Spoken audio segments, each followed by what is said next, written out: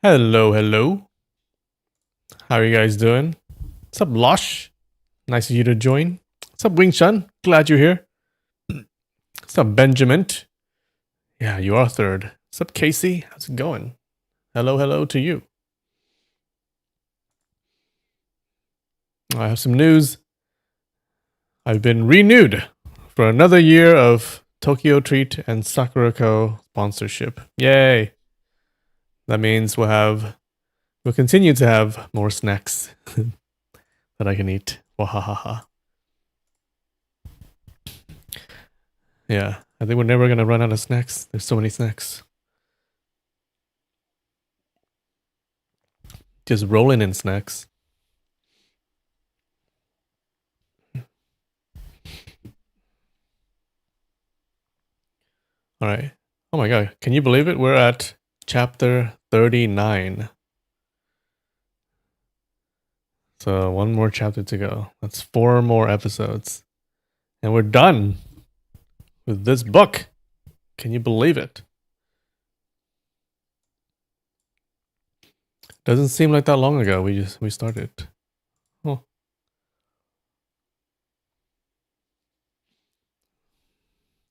The real reason I do YouTube is for the snacks. Yeah. I refuse all other sponsorships, but if it's snacks, then I'll accept it. I had a sake sponsorship like before. That lasted a while.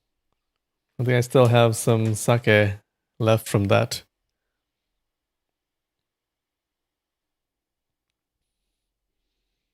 Bring on the return of the Condor Heroes? Yeah. What's up, Psyduck? How's it going? The plot lines I add to the sponsorships? Yeah, they like it. They're very nice. So, yeah, they basically let me do whatever I want. So, yeah, so before before I put out a video with a sponsorship on it, like with the ad on it, they have to review it first to make sure I don't say anything naughty, anything too bad, anything too disparaging to their company. Like, oh, this food is shit. It sucks. Yeah. But they've never actually, like, they've always accepted it. They've never actually said, oh, you can't do this or you can't do that, which is cool. All right.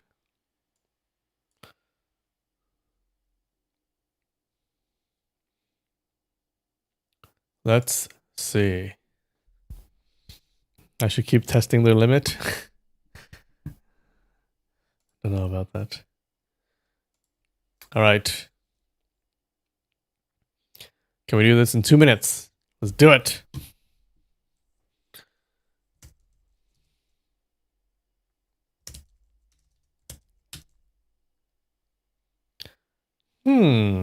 P. P. I. Maybe like rip, crip, shrimp. Nope. Frimp. Gimp. Grimp. Gripe.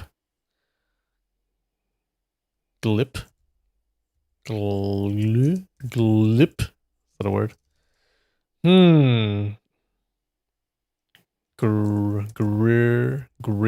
Grilp.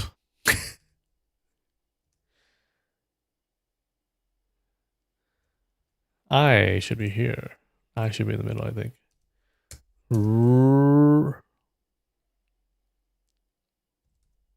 Frill. Frimp. Frin. Frip. Frip.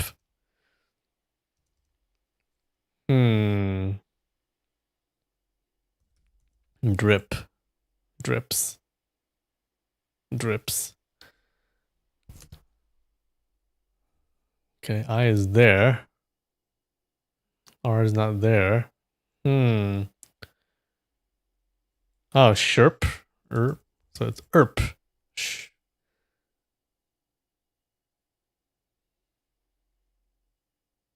Chirp. Chirp. Yes. Was that 2 minutes? Next plotline accused Tokyo Treat of murdering a family. Yes. Didn't I do that already? Like, I think I did some ad that the Tokyo Treat was poisoned.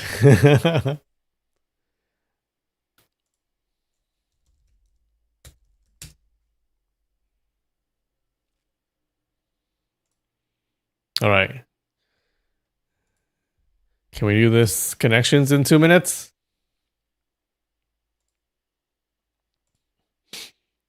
Fish, hike, hunt, jack, bull, peel, archer, tail, crank, walk, nap, bunk, baloney, raise, rubbish, powers. So I see baloney, rubbish, bull, jack. Yeah? Oh no. Bunk. Okay. Peel, nap, tail, hike, walk. Take a walk, take a hike. Take a nap. Take a raise, take a hunt, take a jack. Take a peel, tail, arch, jack, crank, raise, raise up, hike, jack, crank, I think. Yes. Fish, hunt. Hunt and fish. No. Walk up, walk down, hunt down, walk, nap. Fish, archer. What's archer doing there?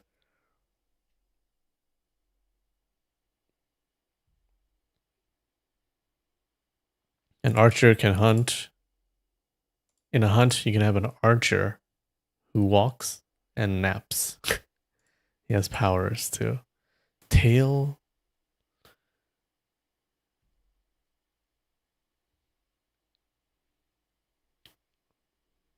Tail.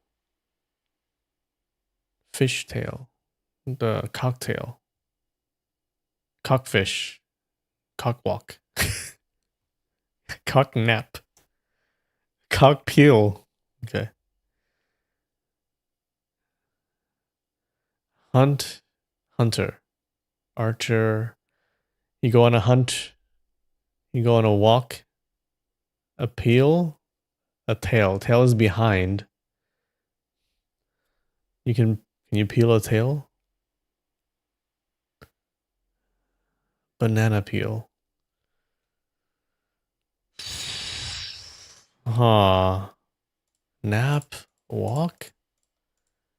What is this? Tailbone? Fish bone?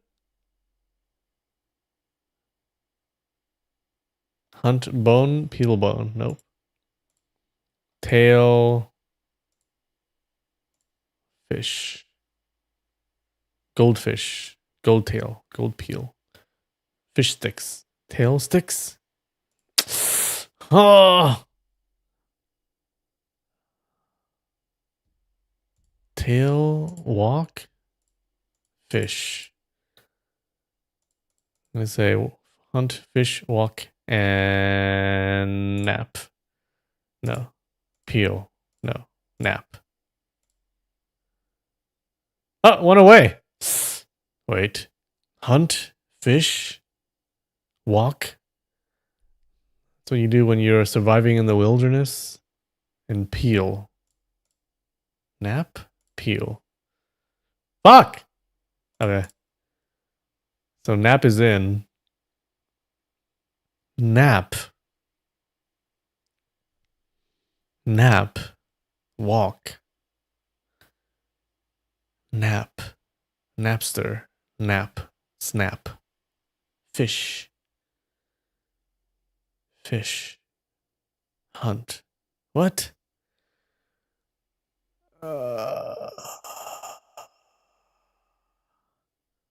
This is one away. You can nap, you can fish, you can hunt, you can walk.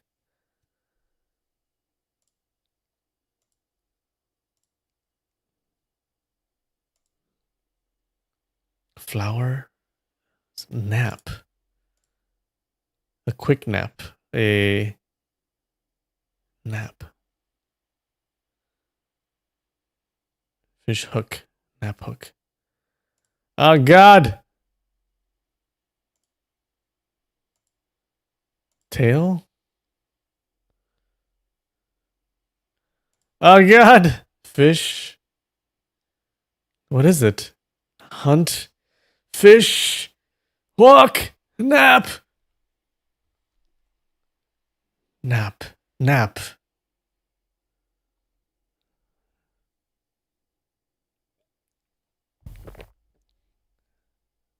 I don't know. I don't know. I don't know. No! A cat. Fuck. Cat nap. Cat tail. Cat walk. Catfish. Ah! Fictional spies. Oh. Austin Powers. Archer. Who's Peel? And who's Hunt? I have no idea. Oh, Ethan Hunt. Ethan Hunt. What's Peel?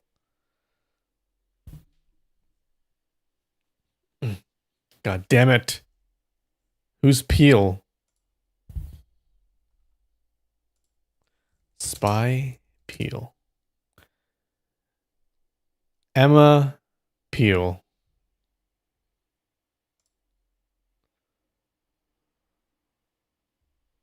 Oh. Okay. I have no idea who that is. That's obscure. The Avengers. There was an Avengers British TV. It's not the Avengers, right? Like, not the comic book Avengers. Something else. How am I supposed to know that? All right.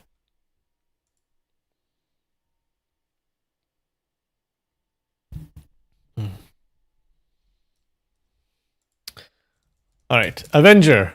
Peel. Emma. Hunt. Crass. Attack. Spy. Fly. Swim. Water. Drown. Eat. Feed. Food. Drink. Feast. Oh. Lunch. Oh. Dinner? Hey. Breakfast. Meal. Density. Oh, fuck. Giving me PTSD. Density. Dessert. Entree. Appetizer. It's a meal then. What other meals are there? Brunch. Can I do second breakfast? Supper. Portion. Snack. Dinner, dessert, appetizer, tea, sakura snacks, coffee. How about a drink? Oh, we had that. Wine. Tea. Dinner is pretty high. Dinner, night, late night snack, midnight. Gathering. Huh. Family. Group. Cook. Restaurant. BBQ. Party. Oh. Snack. Snack. Drink. Water. Water.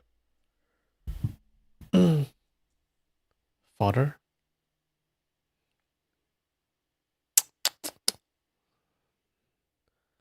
Cake, birthday, food we try, tasting, like a wine tasting. Kitchen, home, house, table, cocktail. Huh. Density. Nope. Event. No, it's up there. Event, dinner, gathering, feast. What else is there? Tasting we tried. Lunch, brunch, supper, breakfast, dinner, gala. Oh, what a fundraiser.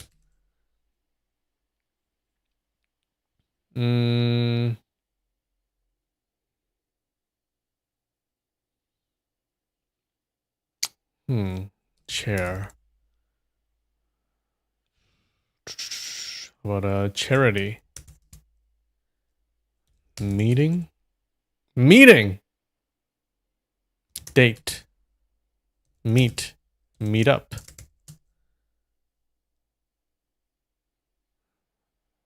Corporate. What a convention. Quest.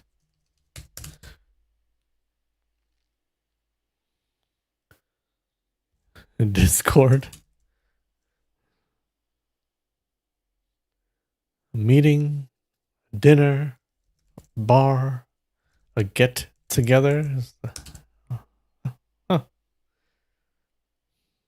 Samantha knows get together, even though it's not a word.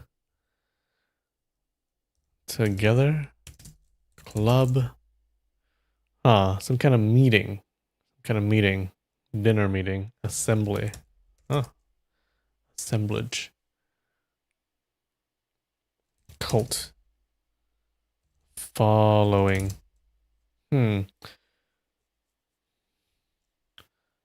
Let's meet up for... Let's go to that meeting. Let's go to the... The what?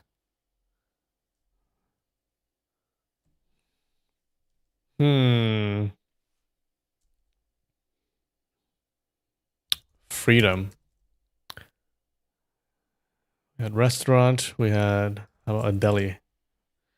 Award. Night.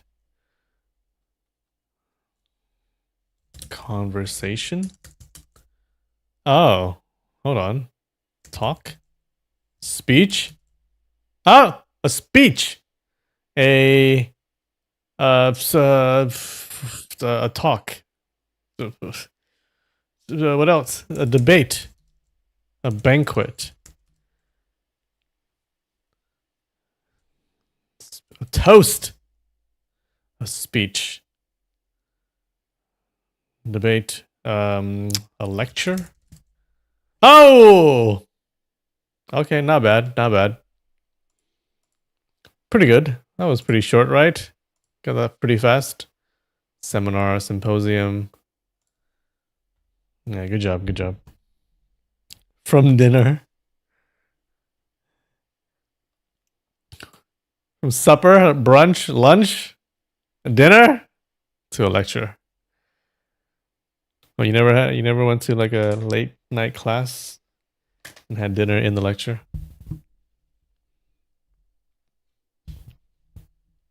One of the rare times you got it yourself. I always get it myself. All right.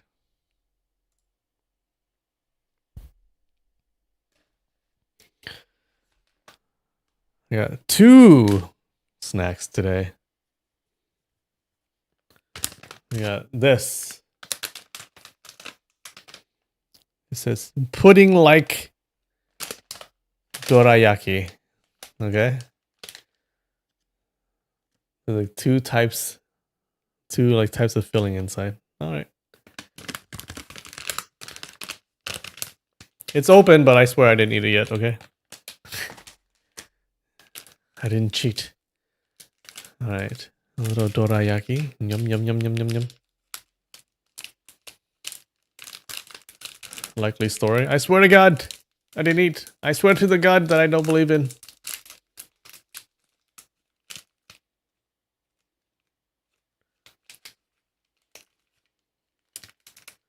Oh, look at that. I think this is gonna taste good.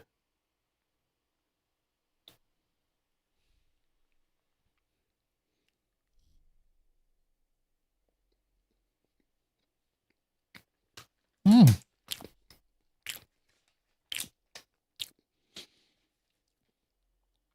That tastes coffee. And cream or something. Oh, it's pretty good. Mmm. Mmm.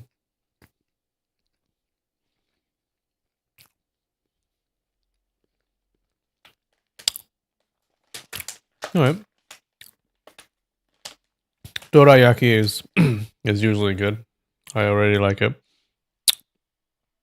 The filling's pretty good. Not that sweet. But then it's just dorayaki. Nothing special. I'm gonna say 7.4. 7.4. Oh, Psyduck with a 7.9. That's pretty close. Alright, what is this? No.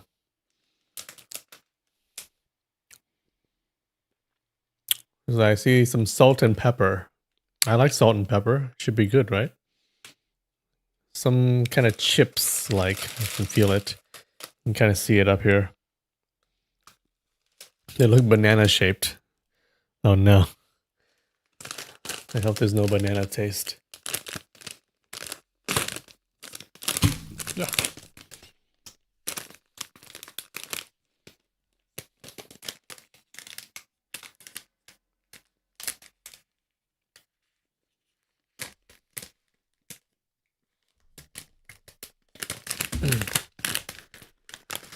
Mmm. Little bananas. What am I, a monkey to you? Oh. Hello, banana.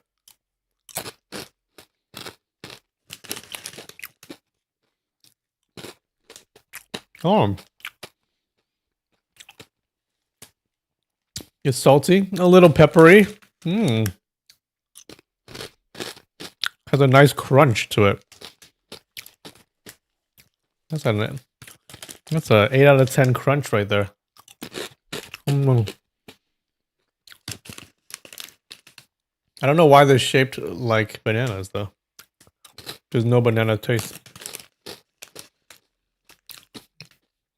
Wait, so it's not banana? It's not banana.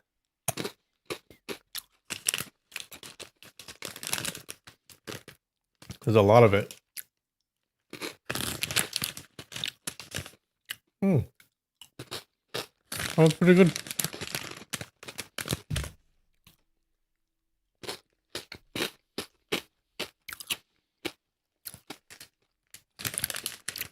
Salty and peppery. I can't stop, guys.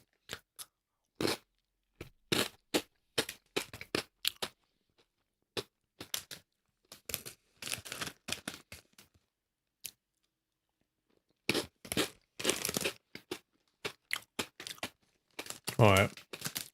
Hmm. Okay, nice crunch, nice taste. I'm gonna say it's a solid 8 out of 10. 8 out of 10. Oh, good job, Lush.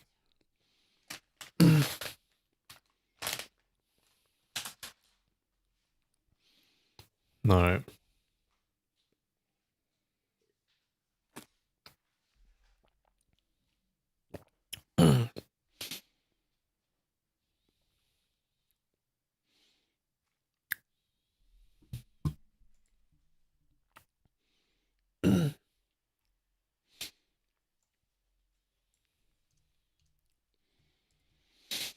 All right, you ready? We're hurtling towards the end here. All right. What happened last week? So last week, the Mongols just crushed the Khwarezm, and Mohammed, the Khwarezm king guy, he ran off and he died somewhere. Okay. Um, Guojing is depressed because he thinks that Huang Rong died in that quicksand swamp place. And I kind of feel bad for his fiance, Princess Hua Zheng, because her husband to be is kind of like morose over the death of some other girl.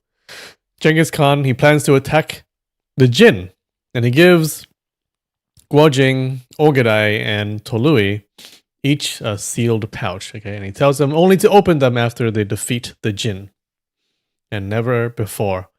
Um, the Khan also gives Guojing's mother, Li Ping, this big tent with lots of treasure and servants that she can live in. And mother and son, they feel kind of uneasy. Okay, like the Khan sounds like the Khan is planning something, so they decide to open the sealed pouch, and Li Ping says, "It's okay, we can open it," and then she can sew it back. So they open it, and they discover the Khan's orders. Okay, and the orders were to, after they defeat the Jin, to march south to destroy the Song. If Guojing refuses, then Ogadai and Tolui must kill him. Plus, his mother will be executed. Okay, you can't trust the Khan, unfortunately. Okay, so of course Guojing doesn't want to betray his country and attack it, so they plan to run away. Unfortunately, the Mongols discover their plot, and the Khan orders Guojing to follow through with the plan to attack the Song, or they'll kill his mother. Now Li Ping, she hears this, and then she commits suicide so that Guojing doesn't have to choose between mother and country. Okay, it was a sad death. I think that's a good death. I approve of that death. Yeah, we read other books before where the deaths, the suicides were kind of weird. I didn't really like them, but this was a good suicide. Okay. Yeah, so she kills herself so that her son doesn't have to choose between her and the Song. So she dies. Guojing is devastated, but he flees. But then he's caught by the Mongol forces. However, the Mongol forces were led by Jebe and then Tolui, and they both let him go because they're not going to kill him. And that's where we left off. How's that?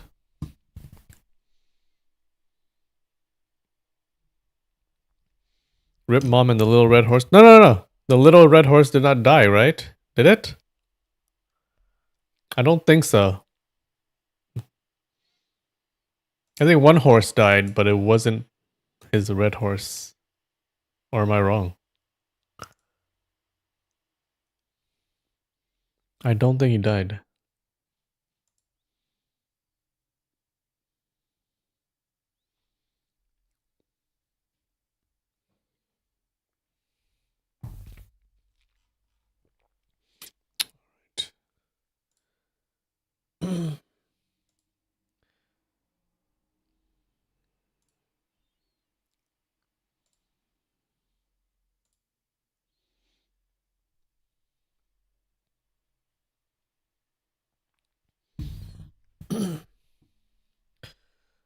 All right, Jebe thought he wouldn't get punished much. Yep. What's up, Rude Noise? How's it going? All right, ready? Chapter 39. Right and Wrong, Good and Evil.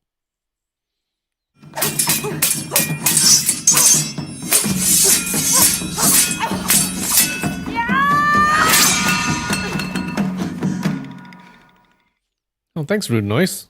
I appreciate it. Yeah, last video was doing pretty well.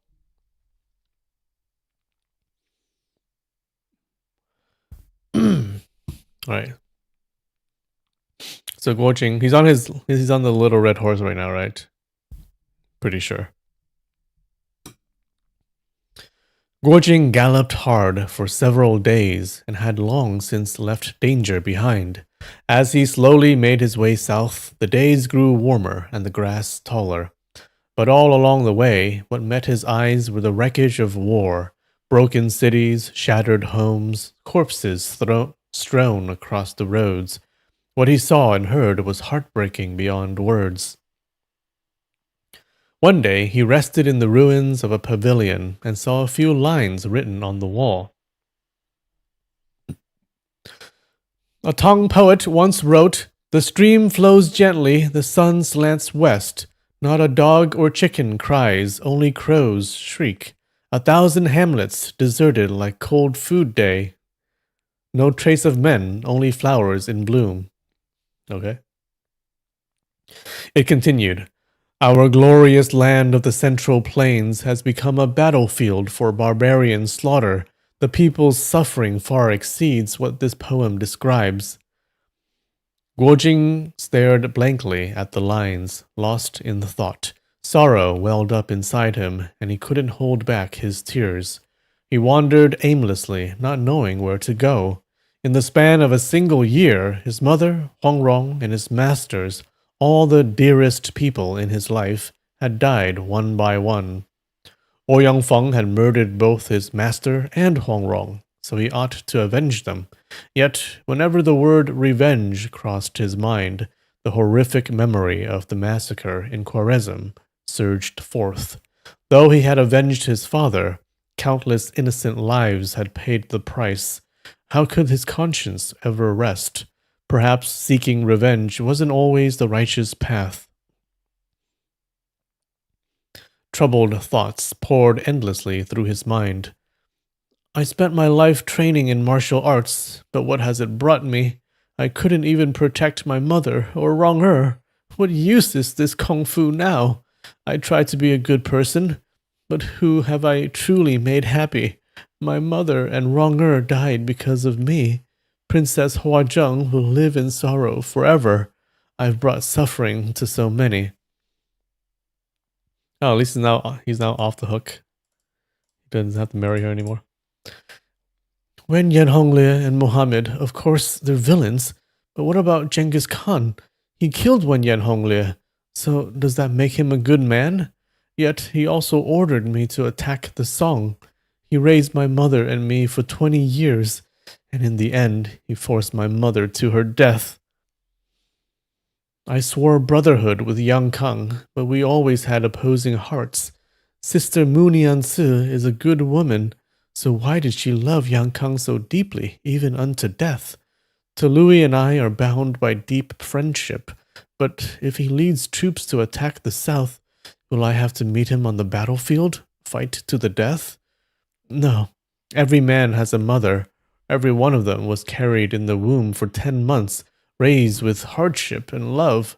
How could I kill another mother's son, make her cry in grief? Just as he can't bear to kill me, I can't bear to kill him. But then, should I simply allow him to slaughter my people of the Song? Learning martial arts is for hitting and killing people. Looks like I've been wrong these past 20 years. I trained so diligently, so earnestly, and in the end, all I've done is bring harm. If I'd known it would be like this, it would have been better if I'd never learned any martial arts at all. But if not martial arts, then what?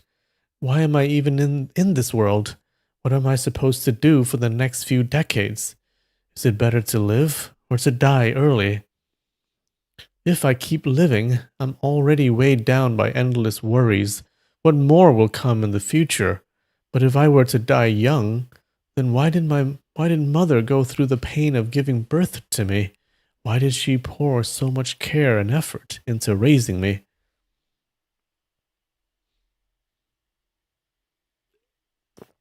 Is this more than sorry?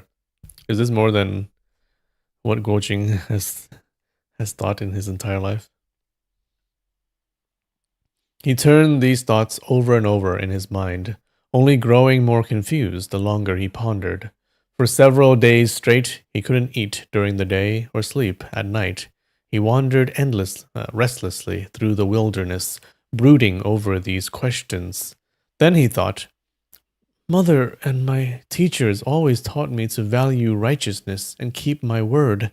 So even though I loved Ronger dearly, I never broke my engagement with the Khan's daughter. And what came of it? Mother and Ronger both died because of me. The Khan, Tolui, Huazheng, none of them are happy either. The 7 freaks of Jiangnan and Master Hong were all heroes of honor and justice, yet not one of them died a peaceful death. But Ouyang Feng and Chu Qianren, those evildoers, they're still alive and free. Is there any justice at all in this world? Does heaven even care? Does the old sky up there even have eyes?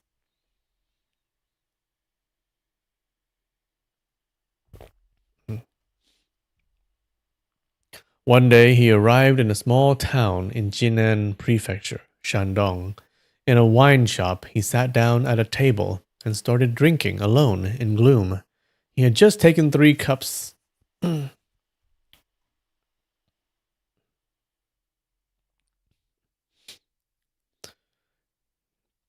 He had just taken 3 cups when suddenly a man burst through the door, pointed at him, and roared, "You damn Tartar! You ruined my home and killed my family! Today, I'll take you down with me!"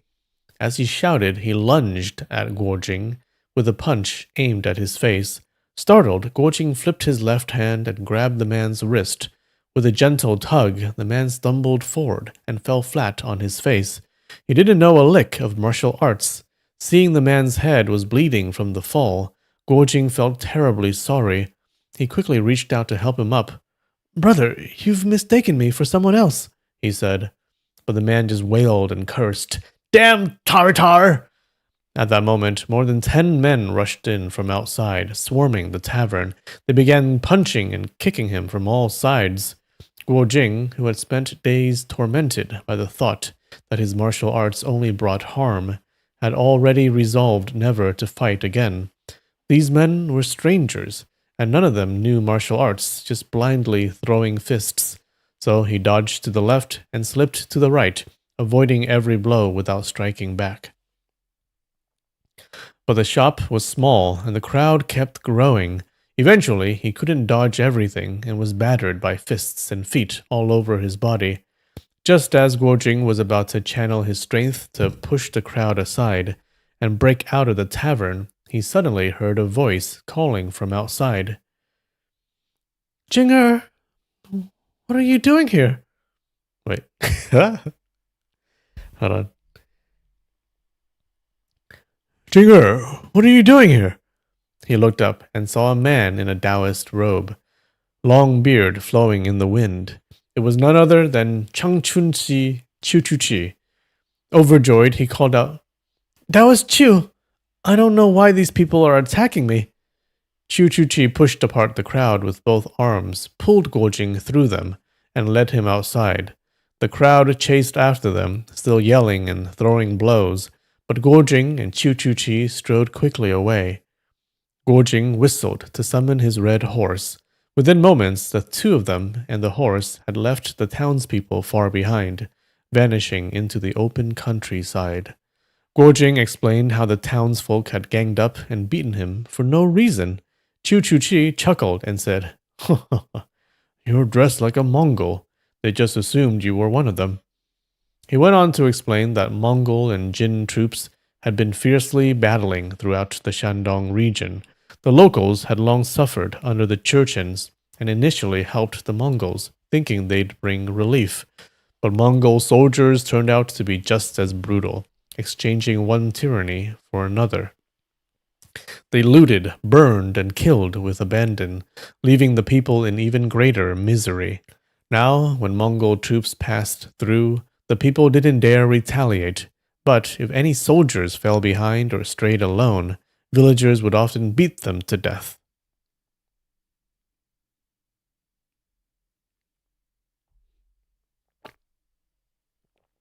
Chuchuchi then asked, "But why did you let them beat you like that? Just look at all the bruises on your body." Guojing let out a long sigh and recounted the events since receiving the Khan's secret order to invade the south, how he had refused, how his mother had died, and all the turmoil that followed. You thought it was the Tatar? Tatar? Tatar? I didn't know there was a Tatar. I only know of Tartar. Tartar. Wait, let's look it up.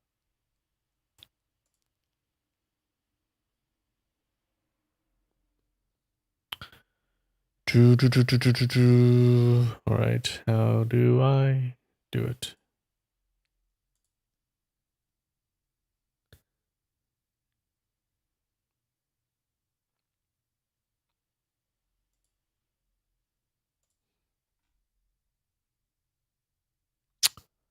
Hmm.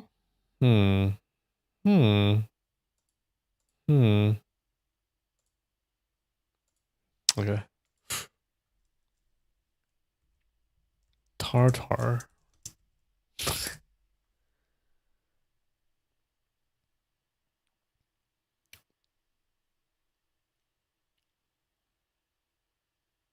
Tartar is a European corruption of the word. Tatars. Oh, it's the same.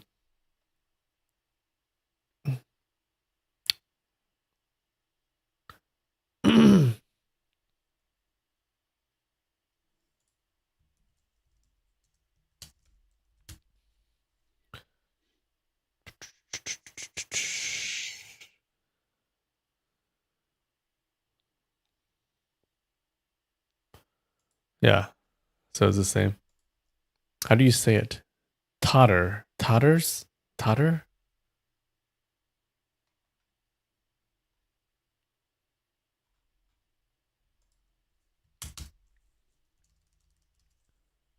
How to pronounce tartar?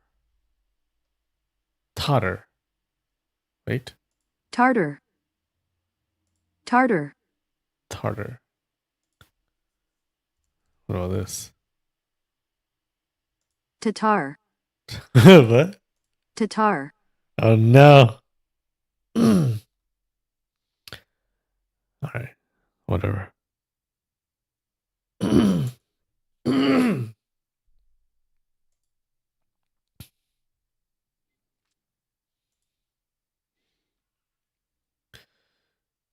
Chu Chu Chi was shocked.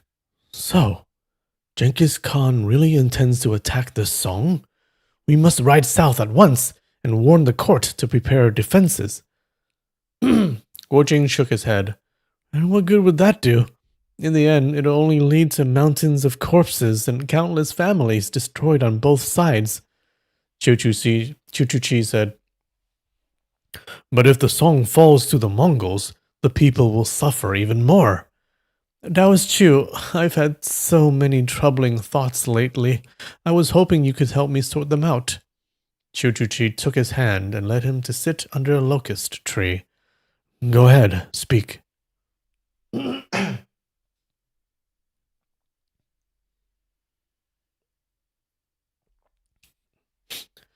So, Guojing poured out all the thoughts that had been plaguing him over the past few days. How hard it was to tell right from wrong. How martial arts seemed only to bring harm. In the end, he sighed. I've made up my mind never to fight again. I wish I could forget all my martial arts entirely, but after all these years, the habits are hard to break. Just now, with one careless move, I injured a man so badly he was bleeding from the head.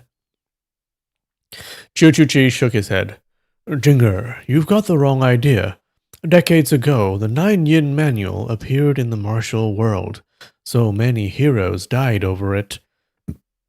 Later, at the sword meet on Mount Hua, my master, the true man Chong Yang, bested all the others and claimed the manual. At first, he meant to destroy it, but then he said, water can carry a boat, but it can also capsize it. Whether it becomes a blessing or a curse depends on how it is used. And so he chose to preserve the book. All the talents of the world, whether literary skill or martial strength, sharp weapons or mighty armies, every one of them can be used to help people or to hurt them. As long as your heart is set on doing good, then the stronger your martial arts, the better. Why try to forget them? Gorging was silent for a moment before saying, "What you said, Taoist, is not wrong, but when I think about the world today, everyone in the martial world says that the four greatest fighters are the Eastern Heretic, Western Poison, Southern Emperor, and Northern Beggar. It's already unimaginably difficult to reach their level of martial arts, but even if someone did, what good would it really do? For others or for oneself?" Chu Chu Chi paused in surprise, then said, "Huang Yaoshi behaves eccentrically. Though his defiance of the world stems from deep-seated pain, he insists on doing things his own way and never considers others. I cannot agree with him. Ouyang Feng is utterly depraved. There's no need to even speak of him. The Emperor Duan is kind and benevolent. If he had ruled a land, he could have brought prosperity to its people. But because of a minor personal grievance, he retreated from the world and became a recluse. That too cannot be called truly great virtue or courage. Only Hong Qigong, Chief Hong of the beggar sect, has lived up to the ideals of a true hero, fighting injustice, helping those in need. Him I admire completely. The second Huashan sword meet is fast approaching. Even if someone surpasses Chief Hong in martial arts, the heroes of the realm will still regard him as the foremost man in the martial world today."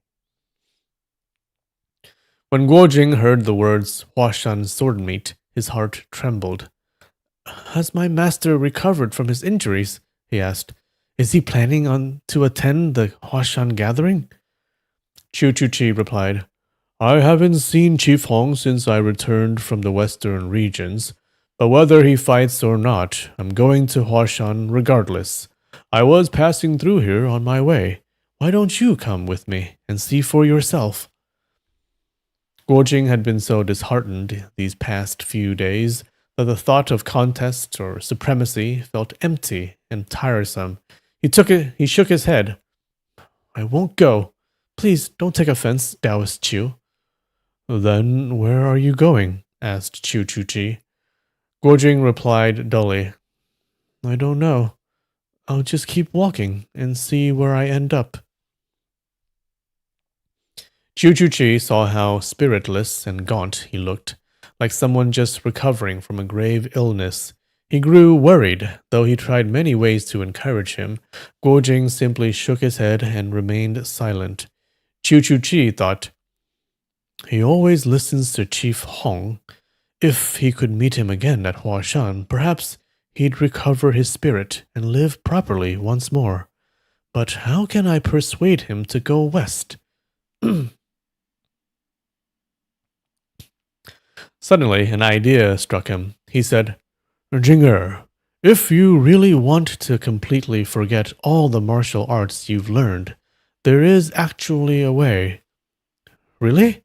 Guojing asked. "There's a man who once unintentionally learned the highest level martial arts from the 9 Yin manual." Jobotong, Chu Chu Shi said. "But later he remembered that doing so went against his oath and betrayed someone's trust. In the end, he forced himself to forget it all. If you want to follow his example, you'll have to ask him how he did it." Guojing leapt to his feet. "Yes! Brother Jobo Tong!" Then he suddenly realized Jobo Tong was Chu Chu Chi's martial uncle. Calling him brother right in front of Chu Chu Chi made it sound like he was a generation above him.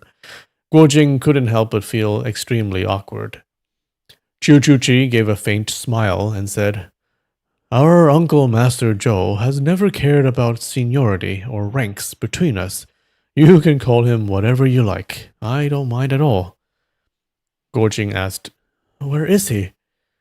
He's sure to attend the Huashan gathering, Qiu Chuchi replied. Good, Guo Jing said. Then I'll go with you to Mount Hua. When they arrived at the next town, Guo Jing took out some silver and bought a mount for Qiu Chuchi. The two of them rode side by side, heading west. Within a day, they arrived at the foot of Mount Hua. Among the 5 sacred mountains, Mount Hua was known as the Western Peak. The ancients compared the 5 peaks to the 5 classics and said that Mount Hua was like the spring and autumn annals, majestic, stern, and commanding death. Of all the famous mountains in the land, none were more perilous and awe-inspiring.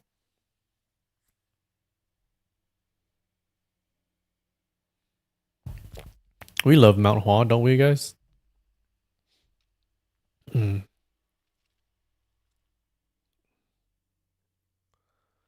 They arrived at the southern entrance of the mountain, beside a pavilion called the Pavilion of Mountain Fragrance. There, 12 massive dragon vines grew beside the structure, twisting and coiling, their joints crooked and their hollow trunks curling upward like flying dragons. Do you think that Guo Jing is going to compete in the contest? Is he going to become the most powerful? I want to see that.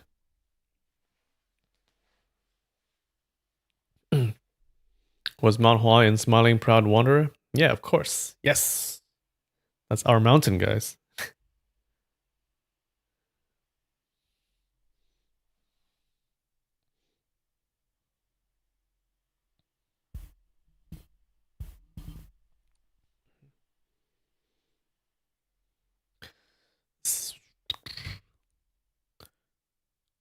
Wait.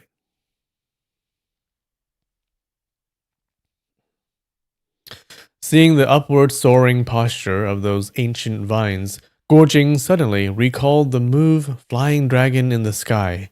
Based on the guiding principles of the 9 Yin Manual, he felt it would be possible to create 12 powerful and ancient-looking fist techniques from the forms of these 12 vines. He was lost in thought when he abruptly caught himself. I've been longing to forget all the martial arts I've learned. So why am I now inventing new moves and researching ways to hurt and kill again? I've fallen this deep. There's no hope for me. Suddenly, Chu Chu Chi said, Mount Hua is sacred ground to the Taoist sect. These 12 dragon vines are said to have been planted by the immortal master Chen Tuan, known as Master Xi Yi. Chen Tuan, the immortal? Guo Jing asked. The one who supposedly slept for years without waking? Qiu Chuchi replied, Master Chen Tuan was born in the late Tang dynasty and lived through the 5 dynasties, later Liang, later Tang, later Jin, later Han, and later Zhou. Each time dynasties changed, he would become somber and withdrawn, choosing to shut his doors and sleep. People said he slept through the years, but in truth, he simply didn't want to witness the chaos and suffering of the people. When he heard that Emperor Taizhu of Song had ascended the throne, he laughed heartily and was so overjoyed that he fell off the back of his donkey, proclaiming that the world would finally know peace. Emperor Taizhu was indeed a kind and benevolent ruler, and the people greatly benefited from his reign. Guo Jing said, If Master Chen Tuan were alive today, I suppose he'd be stuck in bed for years on end again. Qiu Chuchi let out a long sigh. Hey, the Mongols are rising in the north with clear intent to invade the south. Meanwhile, the Song court is this foolish and incompetent. It's clear the world is slipping beyond saving. But even so, we men must still act, even if the cause seems hopeless. Master Shi Yi may have been a sage, but hiding away in seclusion, out of concern for the world, is not the path of a truly righteous or heroic man. Guo Jing fell silent. The two left their horses at the foot of the mountain and began the ascent on foot. They passed Peach Blossom Flat, crossed the Hermit's Box, climbed Sha Dream Flat, the path growing steeper with every step. By the time they reached the western mysterious gate, they had to rely on iron chains to pull themselves up. But both were masters of lightness skill and made the ascent in moments. After traveling another 7 li, they arrived at Azure Flat. At the end of the flat, sheer cliffs rose like cut walls, and a massive boulder blocked the northern face of the path. Chu Chu Chi said, "This rock is called the Heart-Turning Stone. From here on, the mountain path becomes so perilous that travelers are advised to turn back." In the distance, they saw a small stone pavilion. Chu said, "That's the chess wager pavilion. Legend has it that Emperor Taizu of Song once played chess here with Master Shi Yi. He staked Mount Hua on the game and lost. So ever since, the land atop Mount Hua has been exempt from taxes and levies." Oh, what a good deal. Guojing said, "Genghis Khan, the king of Khwarezm, the emperors of Jin and Song, it's like they're all playing chess with the world as their wager." Chiu Chu Chi nodded. "Exactly. Jinger, lately you've been quiet and contemplative. You've gained insight. You're no longer the same muddle-headed boy you once were." Then he added, "These emperors and commanders who gamble with empires, when they lose not only their kingdoms and their lives, but also plunge the common people into endless misery." They continued on through the 1,000-foot gorge and the 100-foot gorge, narrow passes where travelers had to turn sideways to squeeze through. Guo Jing thought to himself, "If an enemy were to ambush from here, we'd be nearly defenseless." Just as the thought crossed his mind, a voice shouted from ahead, "Chu Chu Chi, I spared your life outside the Mist and Rain Tower. What are you doing on Mount Hua now?" Chu Chu Chi rushed forward a few steps and took positions in a hollow beside the cliff before looking up. At the end of the mountain path stood 4 figures: Sha Tongqian, Peng Lianhu, Lingji Shengren, and Ho Tonghai, standing shoulder to shoulder and blocking the way. Okay, the minions.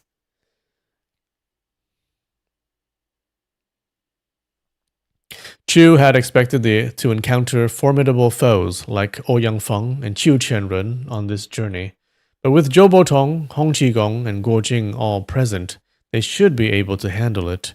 Still, he hadn't expected these scoundrels to have the guts to climb the mountain as well. The ledge he stood on was relatively wide, but the terrain was still dangerously narrow. One misstep or a push from the enemy, and he'd fall into the abyss below.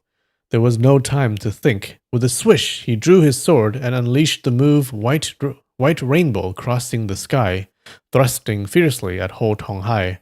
Among the 4, Ho Tonghai was the weakest and had already lost an arm. This strike went straight for the weak point. All right.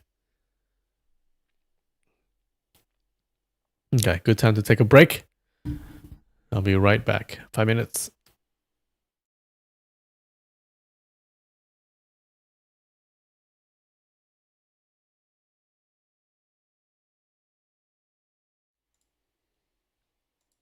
All right, we're back. Okay, when are these guys gonna die? These 4. Seeing the ferocity of the sword strike, Ho had to twist aside and block with his trident, using his remaining hand. At the same time, Peng Lianhu attacked from the left with his judge's brush, while Lingzhi Shangrun struck from the right with his bronze cymbals, trying to force Chu Chu Chi into the chasm. Chu Chu Chi's sword met Ho Tonghai's trident, and he channeled power through the tip. Borrowing the force of the clash, he sprang into the air and leapt over Ho's head. Peng and Lingzhi's weapons smashed into the cliffside with a shower of sparks. Sha Tongtian, who had lost an arm at the Temple of Iron Spear, had since recovered. Seeing his junior brother falter, he used his position shifting technique to try to cut Chu off. But Chu Chuchi's sword flashed with rapid thrusts, forcing Sha to sway out of the way and letting Chu surge forward past him. Sha and Peng shouted and gave chase. Chu turned back to parry a few moves, while Lingzhi Shangrun came at him again with his symbols. 3 weapons now pressed him with relentless speed and force. Seeing that Chu Chuchi was in danger, Guo Jing should have stepped in to help, but to him, engaging in combat still felt like a great evil. Watching both sides locked in such a fierce fight only filled him with unease and aversion. He turned his head away, unwilling to watch, and began climbing down the mountain using vines and creepers, taking a different route. He's just leaving. Oh no. He wandered aimlessly, torn between 2 clashing thoughts. Should I go help Taoist Chu? Or should I truly give up fighting forever? Is this where he learns that he should keep his martial arts? It can be used to save and kill, but it can be used to save. The more he thought, the more confused he became. If Taoist Chu is killed by Peng Lianhu and the others, wouldn't that be entirely my fault? But if I go to help and end up knocking Peng Lianhu and the others down the mountain, would that be right or wrong? He walked farther and farther, until the sounds of clashing weapons could no longer be heard. Alone, he leaned against a rock, lost in a daze. Poor Chu Chu Chi. He's just there fighting. After a long while, there was a faint rustle behind a pine tree. Someone poked their head out from behind it. Guo Jing turned and saw an old man with white hair and a ruddy face. It was the eccentric Taoist Liangzi Wang. Oh shit. Guo Jing ignored him, still deep in troubled thought. Liangzi Wang, however, was startled. He knew Guo Jing's martial arts had improved greatly, and that he himself was no match for him anymore. He immediately ducked back behind the tree. After hiding for a while and seeing that Guo Jing wasn't chasing him, in fact that the boy looked completely dazed, with a frown and murmuring like someone possessed, he grew bolder. What's with this brat today, acting all strange? Let me test him a bit. Not daring to approach directly, he picked up a pebble and tossed it at Guo Jing's back. Guo Jing heard the whoosh, shifted slightly to avoid it, but still didn't react. Liang Zuwang grew bolder. He stepped out from behind the tree, walked a few paces closer, and softly called, Guo Jing, what are you doing here? Guo Jing replied, I'm thinking, if I use martial arts to hurt people, is that right or wrong? Liang Zuwang was taken aback, then overjoyed. This brat's really lost it, he thought gleefully. He stepped even closer and said, Hurting people is a terrible crime. Of course it's wrong. Guo Jing said, You think so too? I really wish I could forget all the martial arts I've ever learned. Seeing him staring blankly at the sky, Liang Zuwang crept around behind him and gently said, I've also been trying to forget all my martial arts. Let me help you. Would you like that? Guo Jing said, Sure. How? Oh, I have a brilliant method. Suddenly he struck, locking both hands onto 2 vital points on Guo Jing's body. Tianju at the back of the neck and Shun Tang at the upper back. Guo Jing froze, his body going numb. He couldn't move. Liang Zuwang gave a sinister laugh. Ha ha ha ha ha. I'll suck your blood dry. Then you really won't know any martial arts. He opened his mouth and bit down hard on Guo Jing's throat, trying to drain his blood. In his heart, he was still bitter over the viper he had raised, whose precious blood had been absorbed by Guo Jing. allowing the boys' martial arts to grow while his own stagnated. If I don't drink his blood, how will I ever make up for that loss? Even though it had been a long time, and the viper's blood might no longer be effective, he didn't care anymore. This sudden turn caught Guojing completely off guard. He felt a searing pain at his neck, golden stars bursting before his eyes. As a vampire. In panic, he tried to gather his strength and break free, but his vital points had been viciously seized, and he couldn't summon a shred of power.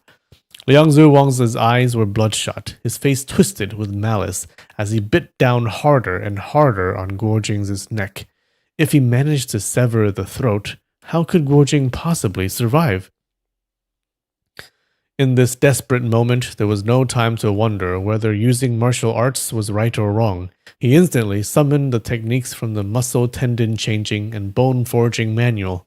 A burst of true qi surged from his dantian and slammed into the Tianju and Shengtang pressure points. Liang Wang was gripping tightly, but suddenly he felt a force erupt from within the very points he held. Shocked, the muscles between his thumb and forefinger felt as if they were being torn apart, and his hands lost their grip involuntarily. Guojing ducked his head, hunched his shoulders, and twisted his waist with force. Liang Wang lost his footing and was flung over Guojing's back. Man, this guy has no chance. With a chilling scream, he plummeted straight down into the bottomless gorge. Whoops. Good riddance. Okay. Now we gotta kill the other 4.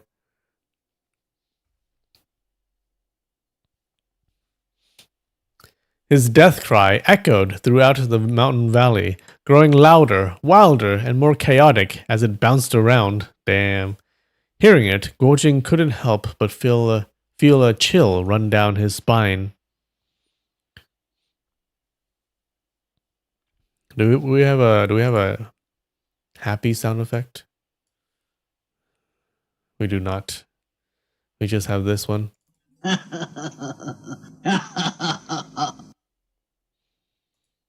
Guojing is probably gonna feel guilty about it now. You know what? I'm okay with that.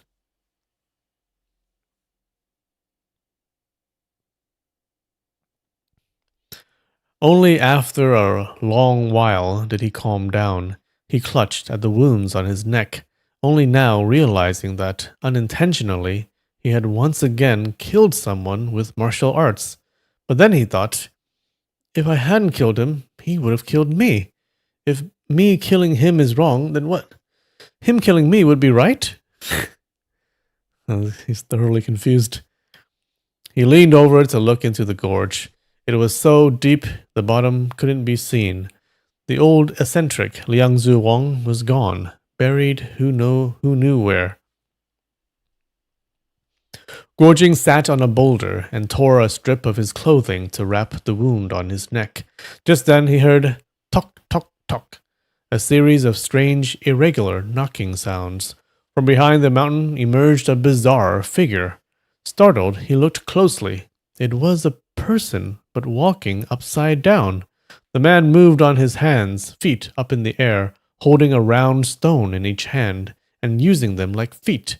The tock, tock, tock sound came from the stones striking the mountain path.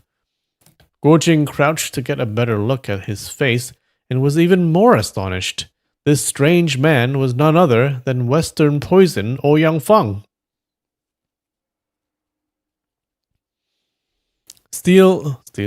Still reeling from the earlier attack, Guojing became immediately suspicious, seeing Ouyang Feng performing such eerie antics. He must be up to something. Guojing took 2 steps back, fully alert. Ouyang Feng bent his arms, then straightened them suddenly, vaulting up onto a large rock. There he stood on his head, arms pressed tightly to his sides, perfectly vertical, like a corpse. What's he doing? Is he practicing the fake martial arts? Is this the moment?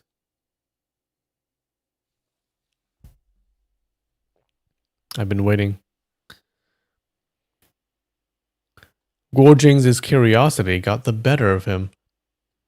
Mr. Ouyang, what are you doing? He called. Ouyang Feng gave no answer, as if he hadn't heard a word. Guo Jing took a few more steps back, putting even more distance between them. He raised his left palm in front of him to guard against any sudden attack, and kept a careful eye on Ouyang Feng's every movement.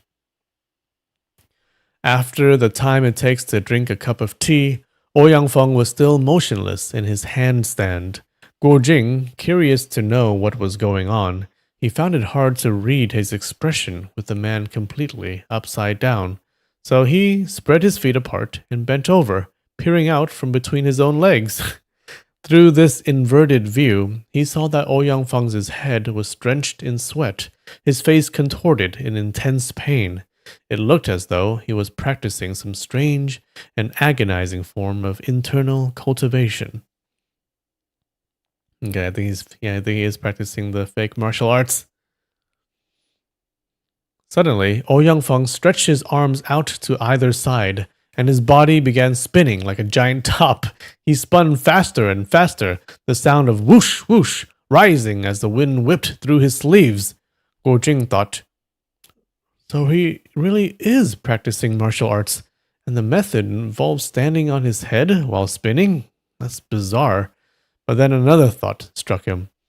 Advanced internal cultivation like this makes you extremely vulnerable to outside attacks.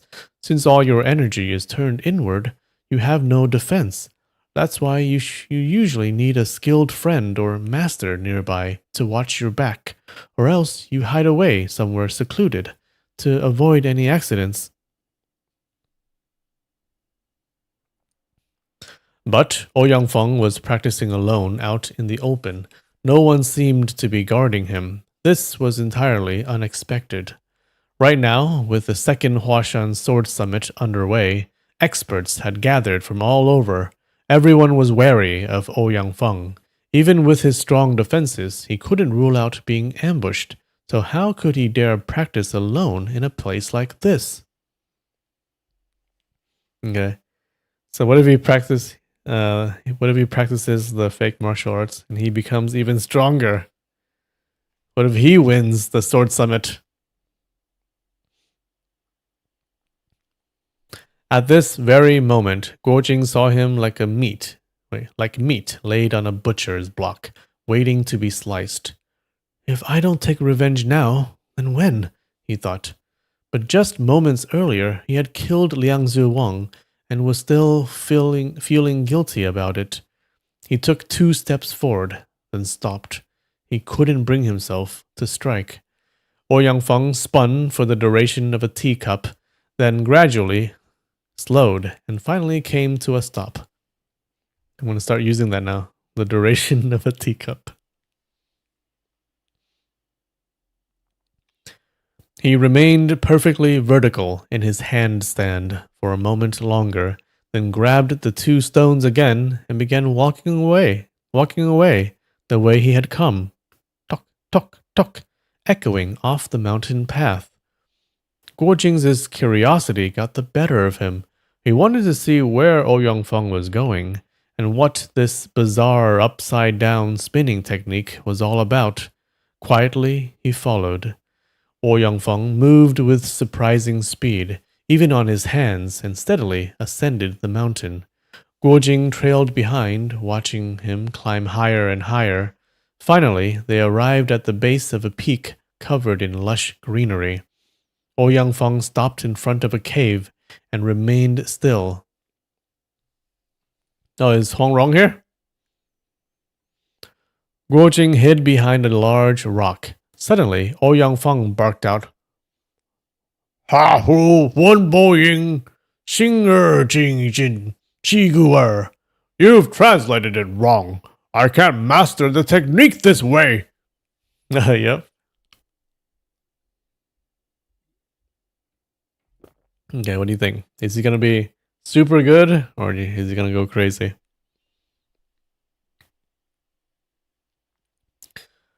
Guo Jing was startled.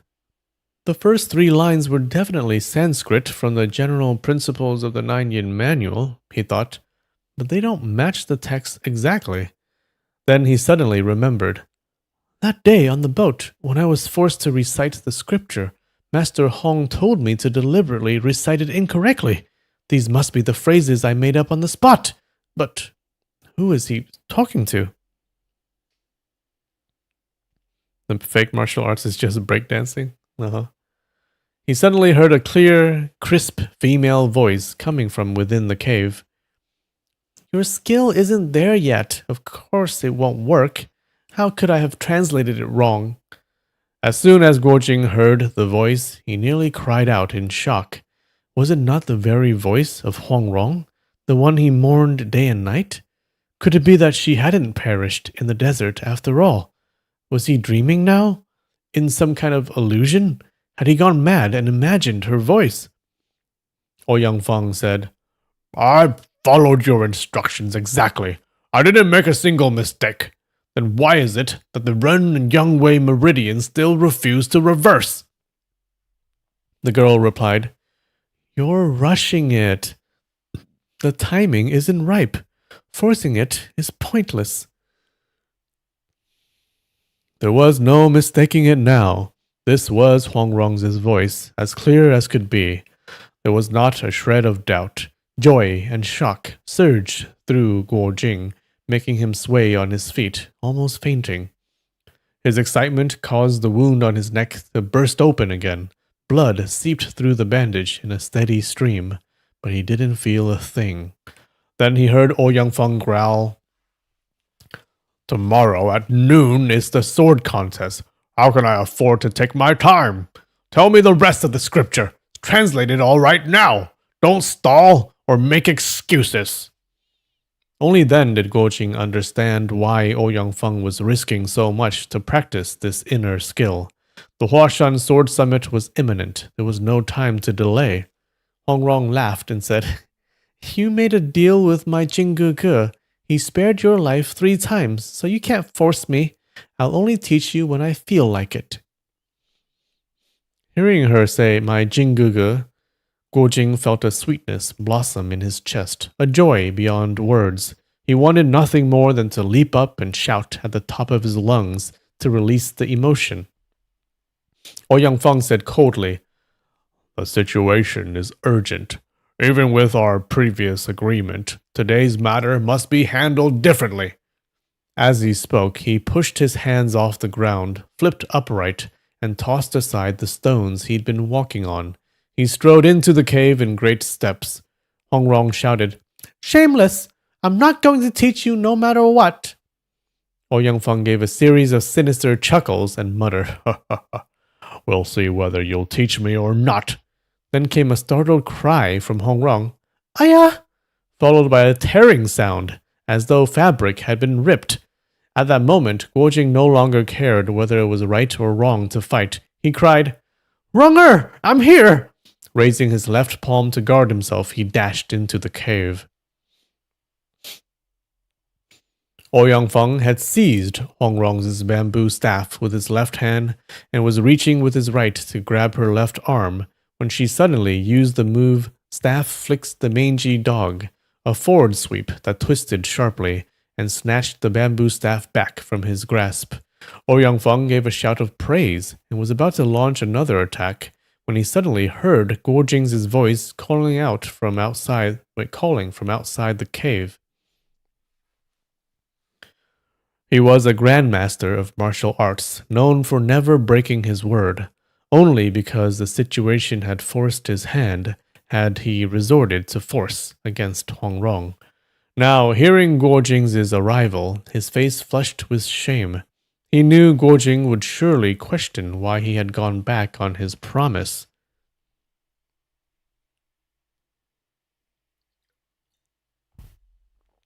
Is he really known for never breaking his word? This guy seems like he has no problem breaking his word.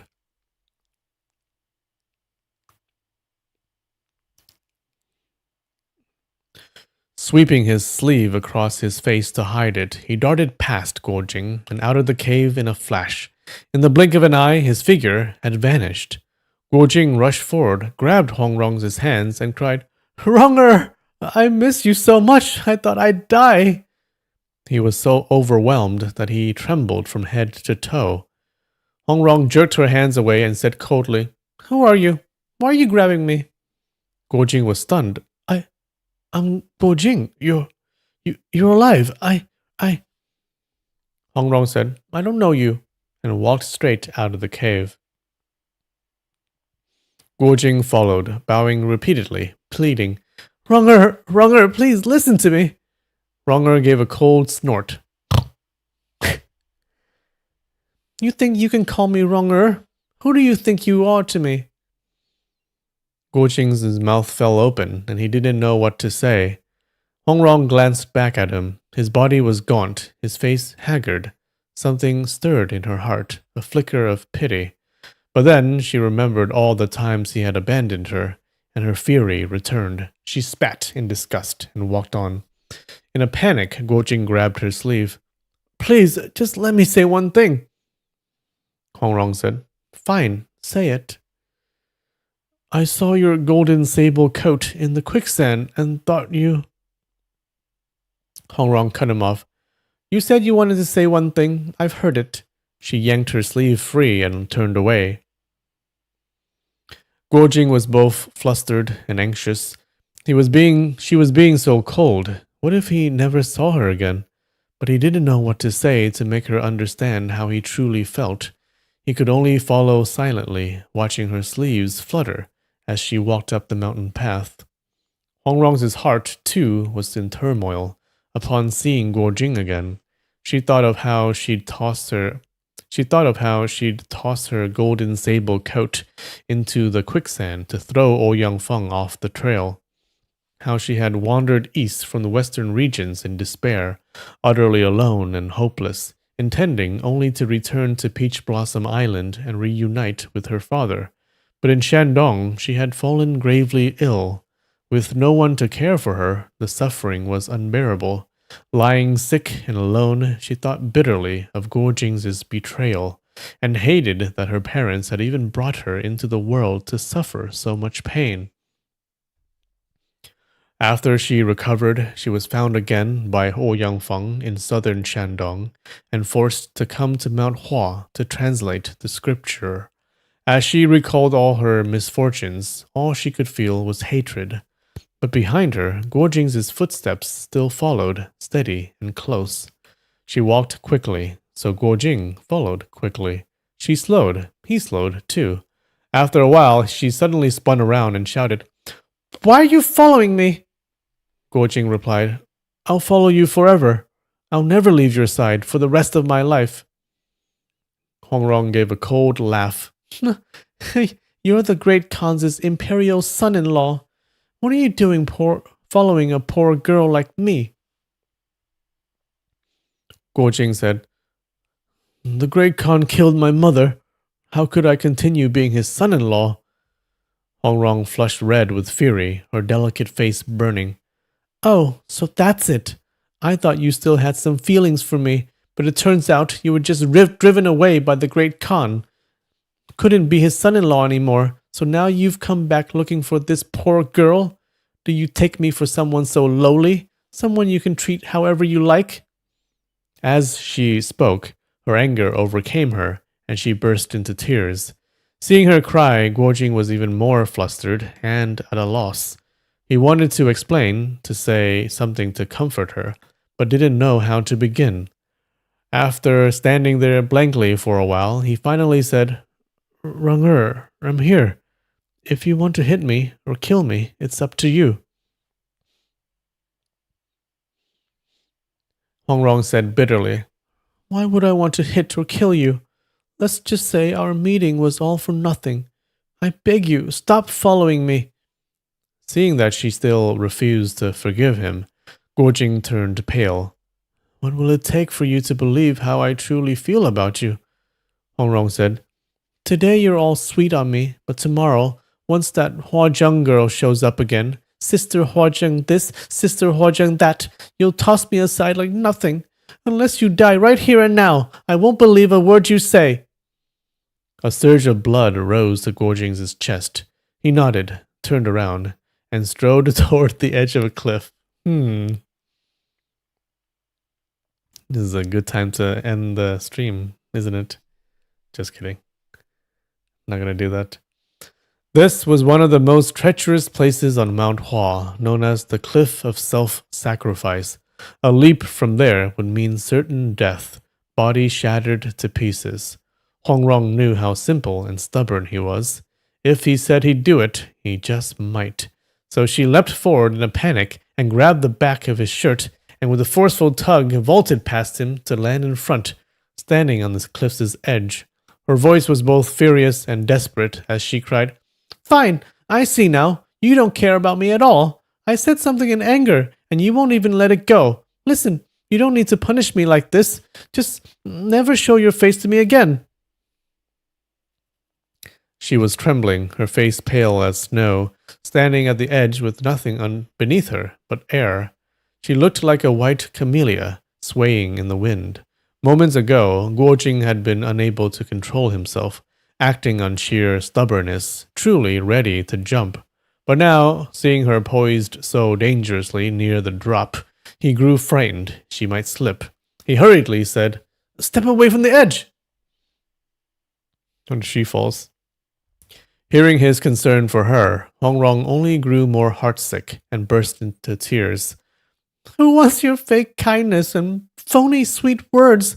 I fell ill in Shandong and not a single soul cared. Did you come to see me then? I ran into that old villain Ouyang Feng, tried everything I could to escape, but couldn't get away from him. Did you come rescue me? My mother didn't want me. She left me behind and went off to die on her own. My father didn't want me. He didn't even come looking for me. And you, of course, don't want me either. There's not a single person in this world who wants me. Not one person who cares about me." As she spoke, she stomped her feet and sobbed aloud, finally pouring out all the bitterness and loneliness that had built up inside her over the past days. Guojing's heart ached with boundless pity. Every word she said rang true, and the more he heard, the more he hated himself. A gust of wind blew by, and Hongrong shivered from the cold. Guojing took off his outer robe, just about to drape it over her shoulders, when suddenly a voice shouted from the edge of the cliff. "Who's the bastard bold enough to bully our Miss Huang?" An old man with long white beard and hair stepped out from around the cliff. It was the mischievous elder Zhou, the old imp Zhou Botong. All right. I think that is a good time to stop. No. Camera died. Why?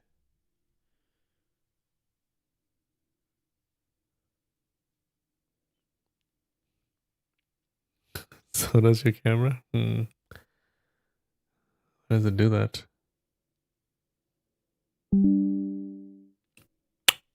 And we're back.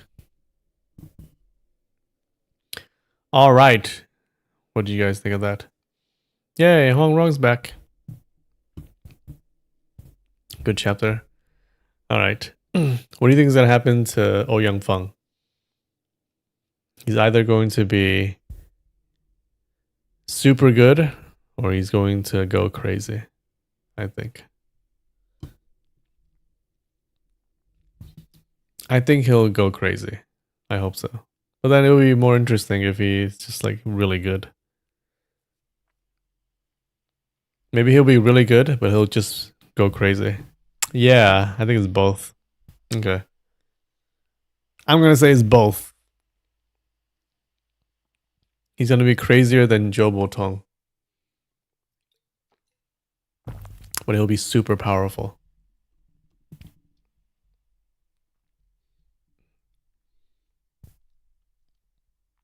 If that's the case, I don't think we need to defeat him, right? He doesn't need to die. He'll just...